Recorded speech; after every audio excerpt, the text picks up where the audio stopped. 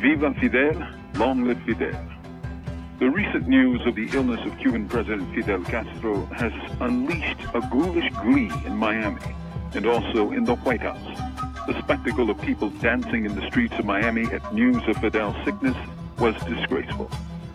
Few of us who have grown up under the propaganda that passes for the corporate media have any real idea of either Castro's or Cuba's immense social accomplishments, while under the threat of U.S. invasion and destruction.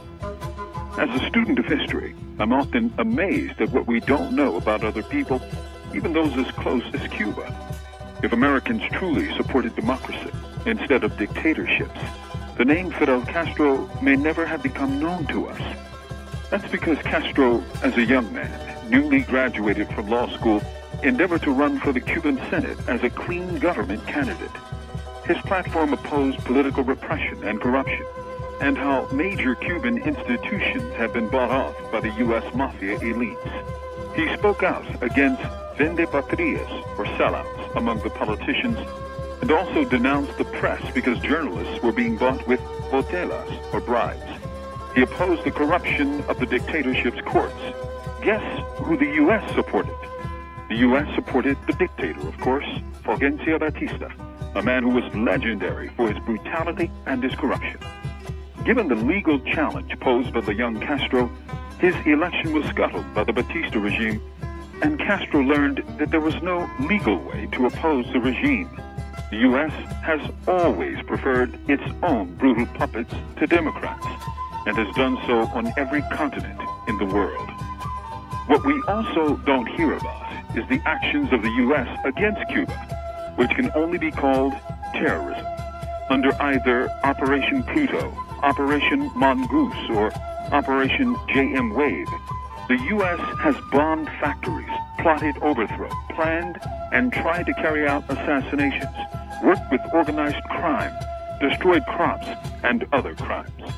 The famous Church Committee reports unveiled several assassination attempts against Fidel, which were coordinated with the Mafia dons Meyer Lansky, John Rosselli, Sam Giancana, and Santo Trafficante, all of whom owned businesses on the island.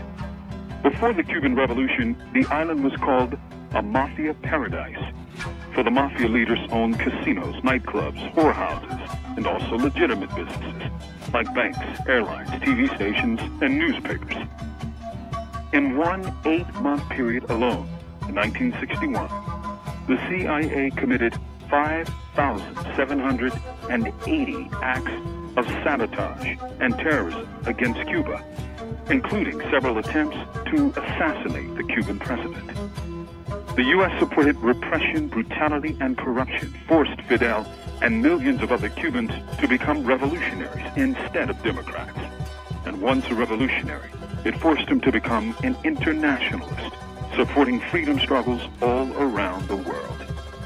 In late 1975, when armies of the racist regime of South Africa invaded Angola, it was Cuba that sent 18,000 troops to assist the beleaguered African state. By year's end, Cuba's 36,000 soldiers, with their Angolan allies, bested South Africa in the field, forcing them to retreat for the first time in the history of apartheid. It was, Fidel would later say, an African hit-on, a reference to Cuba's battlefield victory over the U.S. in the Bay of Pigs. The U.S., of course, supported the South Africans and several brutal terrorist armies, the FNLA and UNITA. While it may be true that Fidel is ailing, it's also true that he and the revolution that he helped lead has been a force for good in the world, on the side of the oppressed, not the oppressors. It has been on the side of freedom, not slavery.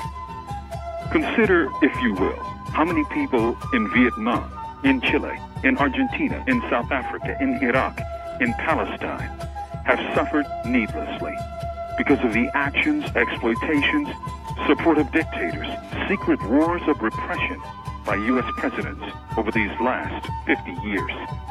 How many assassinations, bombings, stolen elections, proxy wars, etc., have been plotted in the dens of the White House against the peoples of the world?